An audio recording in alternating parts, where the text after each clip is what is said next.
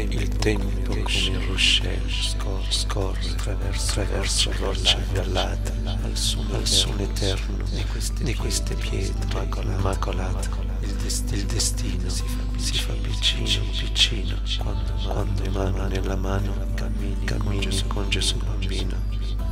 Tu che sei anche creatrice come Dio l'ha voluto, ascolta nel mezzo della notte quella voce cauta e suave che guarisce i nostri sensi, che ti mette nella buona strada, che ti insegna a capire quello che ora a volte non vuole sentire.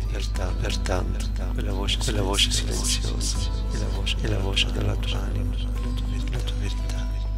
Se ascolterai bene, sentirai la profondità dell'amore, quello del nostro Signore, e sarai felice.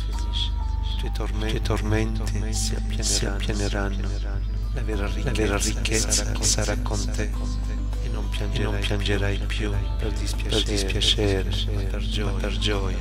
Non proverai più il senso del rancore, ma una bontà divina nel tuo cuore.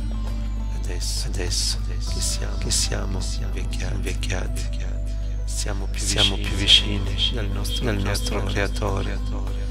Per questo lo adoriamo e lo preghiamo, che tutto quello che abbiamo fatto non sia un lavoro invano, ma che ci abbia servito per capire la strada che disegna il nostro avvenire.